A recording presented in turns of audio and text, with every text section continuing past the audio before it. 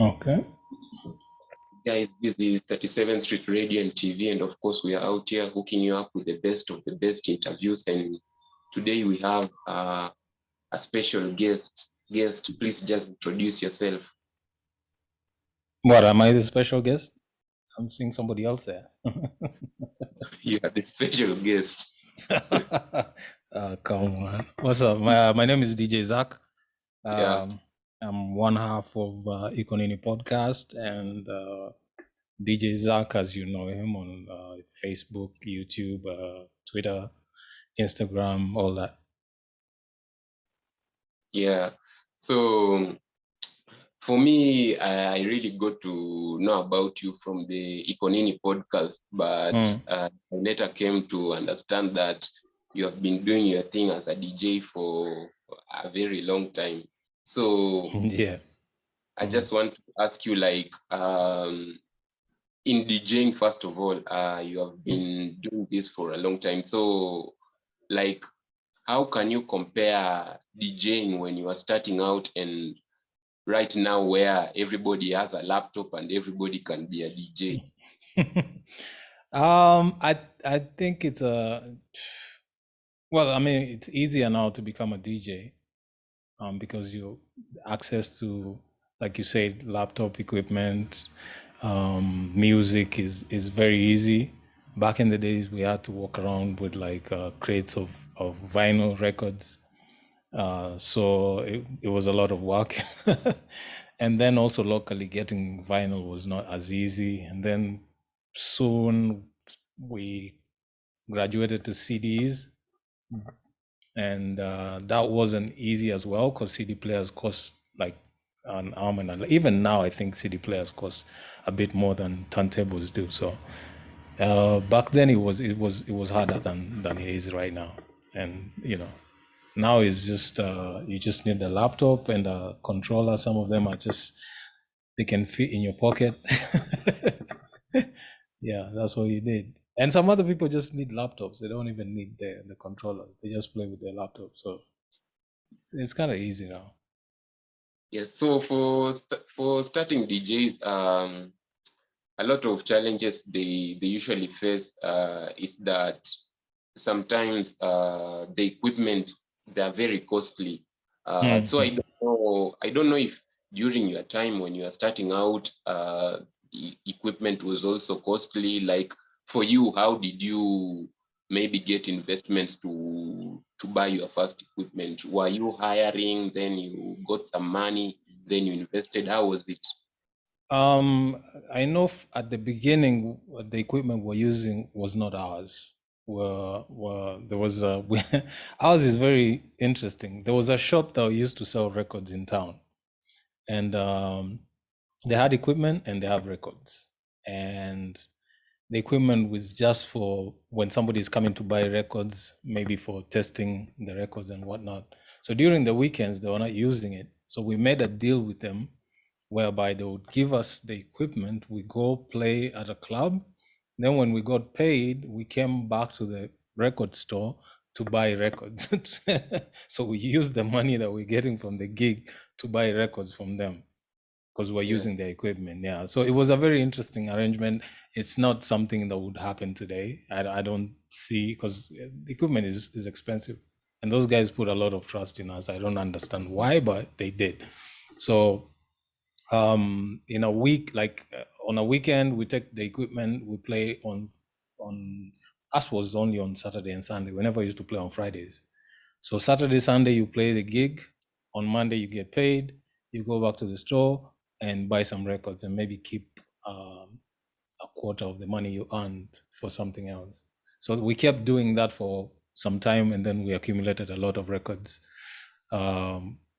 through that. But then as soon as CDs came in, because it was now easier to get music on download music and burn it onto CDs, ours became a bit redundant because now the records you would buy may not necessarily have the hits that are like hot right now. Yeah. So we also had to sort of like find a way to incorporate that. So with that also, my friend DJ Ellis, rest in peace, he bought like a CD player, so we had to incorporate our turntables with a CD player. So we had, whenever we have music that is not on vinyl, we play it on CD, and then the rest we play on vinyl. So Yeah. we could not afford to buy equipment from the start. That was not happening. Like one pair of turntables right now, one pair is probably about $2,000, but back then it was more than that. Yeah. It was way more than that. It's just that now when CD players came into play, and then other manufacturers started making their own turntables, the industry standard, which was the Technics 1200s, became too expensive for people. So guys would go to the alternatives. So once the alternatives got popular, the Technics had to now start reducing in price. And even at some point, they stopped manufacturing kabisa because there was no market for them. For the guys who are starting out, you can just explain to them, according to how the market is right now, how they can earn from their their skill. We already know you can get club gigs, events. Others go for wedding events, birthdays. So you can describe to us like how a DJ can position themselves right now in the market right now and get some money. It's like you said, it's events, weddings, it's clubs, but now the competition there is a bit tight because, like you said from the beginning, everybody and their grandmother now has equipment. They have laptops, they have music, they can be DJs. The club owners can also decide to have a jukebox, something that just plays music without a DJ being there. But those are the only avenues. I don't see any, like, mixtapes don't sell anymore. Like back in the days, people would do mixtapes and they would sell them to matatus and things like that. Those don't happening anymore. What happened? What else? I've seen some guys do shows online that they sort of like get sponsors, because during the pandemic, I think that's what we were doing. A lot of us DJs were doing. We were just online doing live mixing, and then people would, but that's not sustainable. So to be perfectly honest, for me right now is just learn the skill, have it in the tag, but try to find some other way of making like a career. You cannot depend on DJing at this moment in time. It's not gonna, yeah, it's not like, even my equipment is here just lying here. Because one, if a club is going to pay you, they're going to pay you very little. For some people, it's not worth it. Like, I'm not going to stand in a club playing for 12 hours and you're giving me peanut. I'm not doing that. So I don't know. Like, I just feel like just have that skill in the tuck. So when something comes up, like a gig or whatever, you can do it. But I think have something else to depend on. Don't depend on DJing. That's just my opinion on it. You interact with, being a DJ, you interact with artists of all sorts who want their music played. So I just want to know, like, in Kenyan music, have you seen any loophole that maybe Kenyan artists can seal such a loophole in order to compete globally right now? For me, it's just the quality of music has to go up. If the quality of music can match up the rest of the world, I don't see why it shouldn't make it there.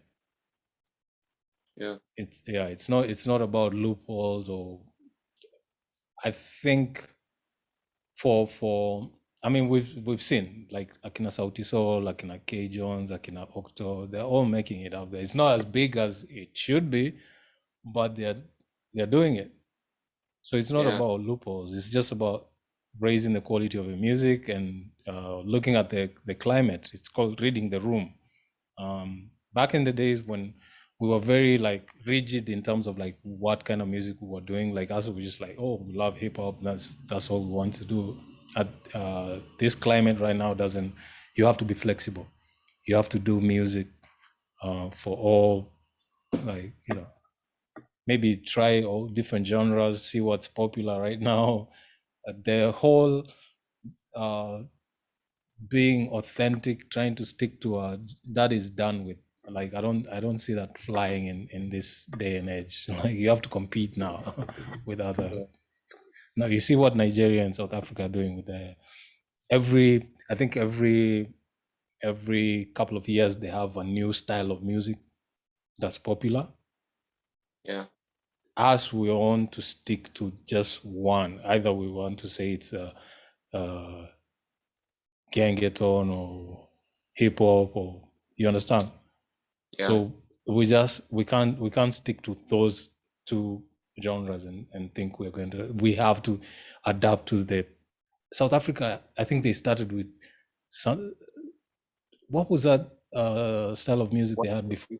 they had quite a Quite few. exactly. They had something before that even. Then now they have Amapiano. I'm sure in the next 2 years they'll have something else. Why can't we do the same? Why do we have to stick to the same?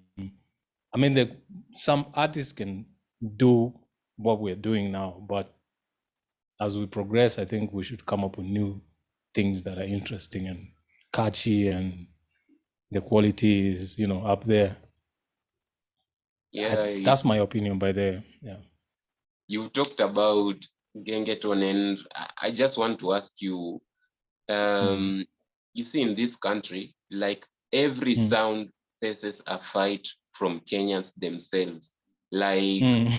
Caliph era, I have watched Mm. interviews from Caliph artists, and they say when they were starting out, Mm. they were being accused of their music being so much ghetto. And Mm. then Ed Camp Mola, I don't know if you remember Camp Mola, Yeah, yeah, they yeah. were accused of Being their too music. Western. That's what they say. So, and then they were doing bubblegum music. Guys were Mm. accusing them of that. And Mm. then we had Mm. Gengeton, Mm. whereby they were Mm. accused of being so ratchet. Mm. And I just want to ask you, Mm. why are we receptive to foreign sounds, but Mm. our own sounds, we fight them? Like, what's going on? Okay, that I will not be able to answer that, because that means speaking for everyone else, and I don't know why they do that. For me, I like what I like, and when it hits, I like it. It's as simple as that. I don't care who is doing it, where they come from, what they wear, how they speak. If it hits me, I like it.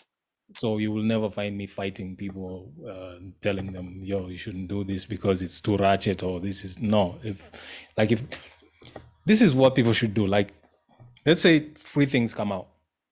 You like one of them, you don't like two of them, right?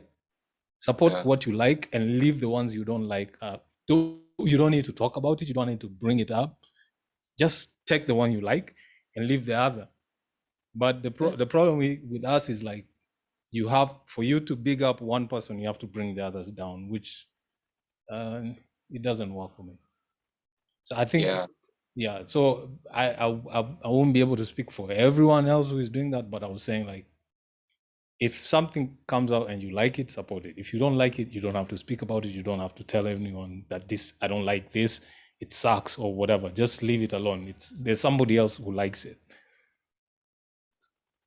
We've seen a couple of DJs when they do DJing, like for maybe a period of time, they Mm. start entering into production. But for you, you chose to go into the podcasting space. So how did you make this decision?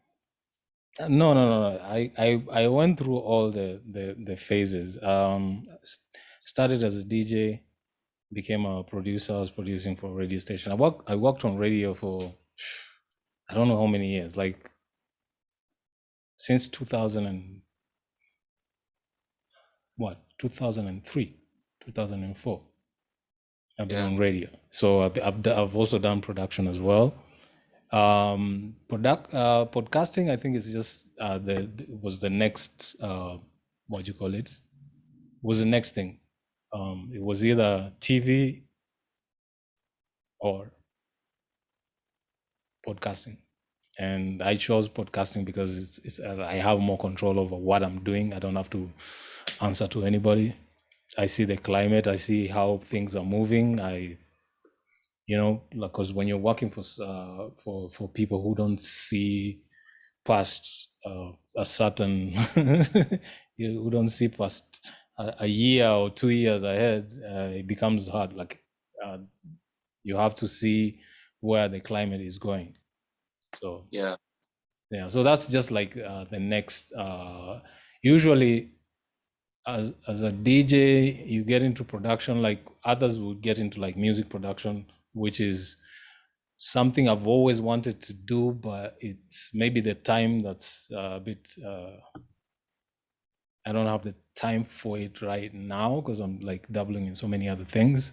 But I would also like to get into like music production because I have an idea of how to do it. Then from there, I think podcasting and maybe whatever comes in the future, because this podcasting is not going to be the last thing. Something else is going to come up. Yeah. So for me, it's always about adaptation. Like you just adapt to the new thing that comes out. Like whatever new will come in the next maybe 15 years. Yeah. In DJing and podcasting, at the moment right now, as we can see, there is a very fast change in technology. So I want to know how you keep up, because maybe you just you have bought a new equipment. After 2 months, you hear there is another equipment in the market that is very efficient, or maybe there's a new software that is available that is very efficient. So how do you deal with the fast changing in technology? Like I say, adaptation, but at the same time, even with the old equipment, you can still do the old with. It's just that it's gonna take you a little bit more. How can I put it? You would need a bit more skills to use old equipment and try and match the new equipment. You get what I'm saying? Like if the new equipment is too expensive for you to buy, like if you can't afford it, you might have to use your old equipment and sort of like find ways to make it maybe almost get to that level of the new equipment until when you can afford it. So my thing is like don't ever stop doing something because you don't have the equipment. I don't Yeah. like we started like if you watch our podcast, the first episode, the two mics we had, um, one was a USB mic and the other one was plugging into a sound card. Until after maybe 10 episodes is when we had now a sound card that can plug in two mics. So we had two mics plugged into a sound card. And then later on is when now we could get into the roadcaster, and you understand. So you have to use what you have and try to get it to the level. It will require a bit more skills, yes, but it's doable. It's Yeah. doable. You can't just sit down and say, okay, since now they're using new technology, they have a new mixer out, and I don't have it, so I'll have to stop until I get that. No, you can't do that. Just use what you have and slowly just keep progressing until you get to it. There's always going to be something new and better. Like right now, we're saying roadcaster, but there's a mixcast and there's a Zoom that's like probably better in terms of like what it does for podcasting. So you can always upgrade as you go. Yeah. Mm. And then you have really tried to be consistent when it comes to podcasting. So I don't know if you can explain to us the importance of Of podcast.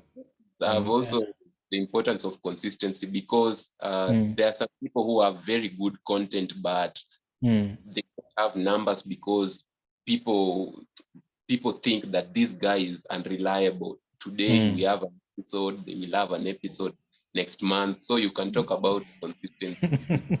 Yeah, it's very important to be consistent. But let me tell you one thing, right? I can't take the credit for that consistency. That one is strictly on Muaf. He's the Yeah, one who is like, yo, yeah. Me after the first, let's say, after the first 30 episodes, I was burnt out, like completely. I was tired. So there were yeah, times I'll be like, man, I don't feel like doing an episode. But Muav is the one who's like kept like, yo, we have to be consistent, we have to do this, blah blah blah. So that one credit goes to him. Like, because at first we said we wanted to do one episode a week, and then we upgraded to 2 episodes a week.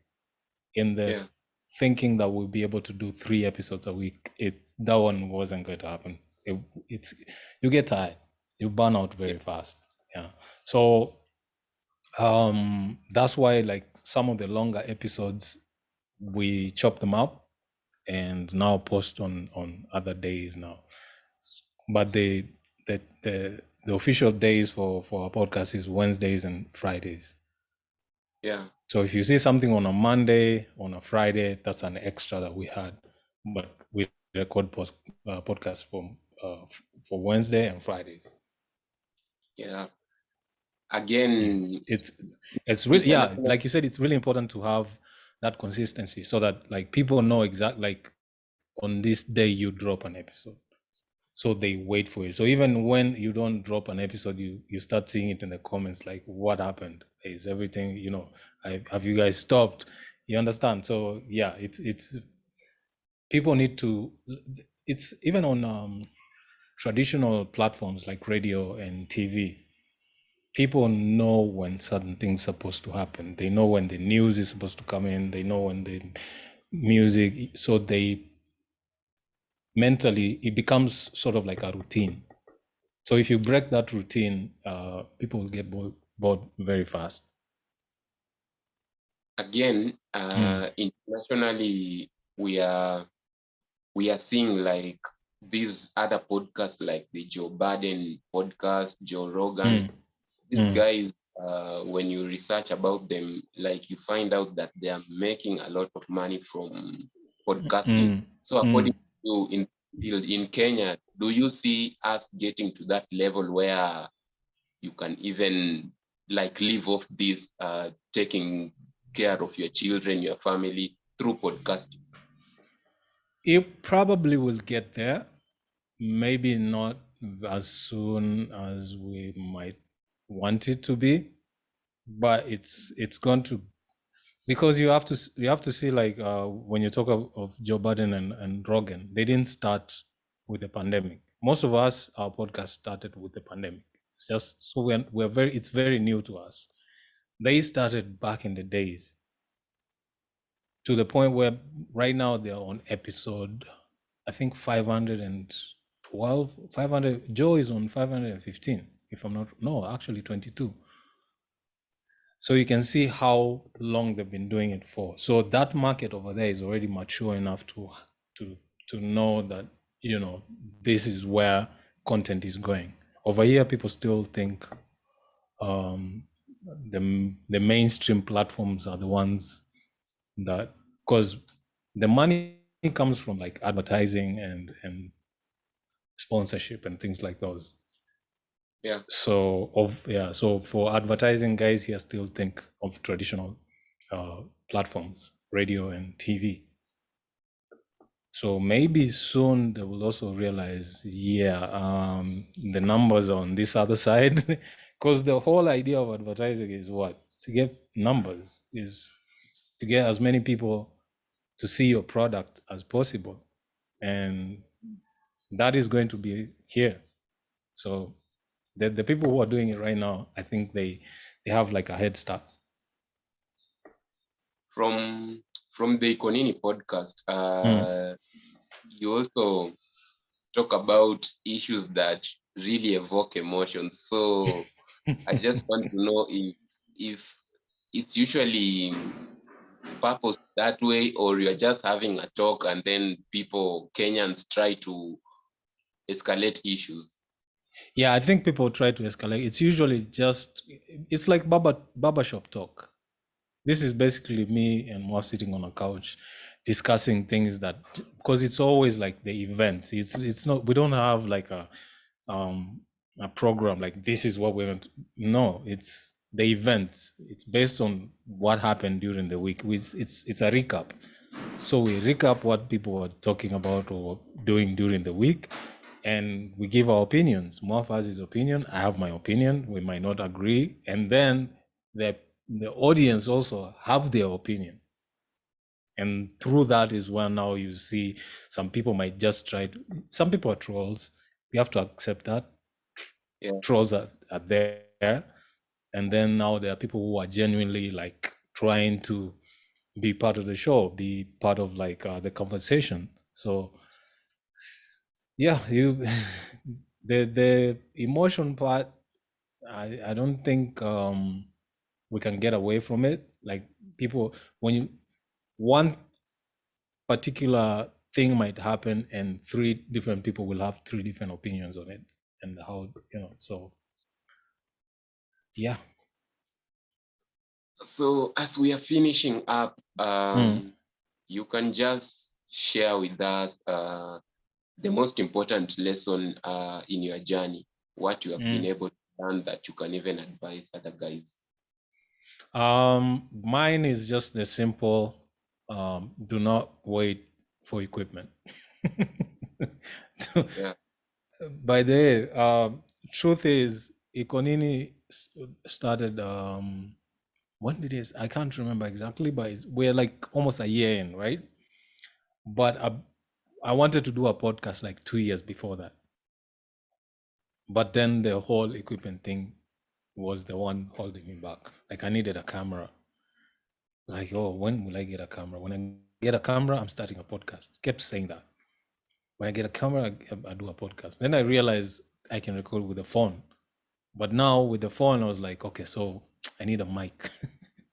I need a mic. Another year passed. I need a mic. I need a mic. I got mics. I was like, this phone is not recording clear enough. This is that is don't. We would have been 2 years in now if we had started when I wanted to start. So don't wait for you for equipment. You have a phone, start with that, and then from that you can build slowly. You can get one mic, get two mics, get three mics, and even four mics. But you have to start. Just start. Just put the phone in front of you and start. As long Yeah. as you have something to talk about, by the don't just start because I'm telling you to. You can put the phone in front of you, but you don't have anything to say. Then that becomes another story. You need to know, like pick uh, a format.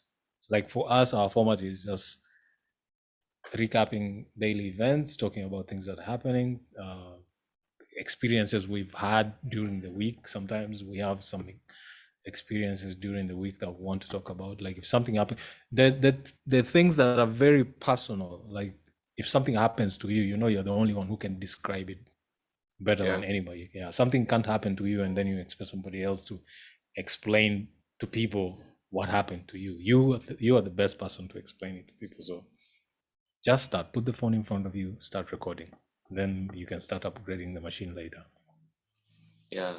So thank you so much for giving us your time, and No I really problem. wish you all the best. Thank you. Thank you. So peace, man.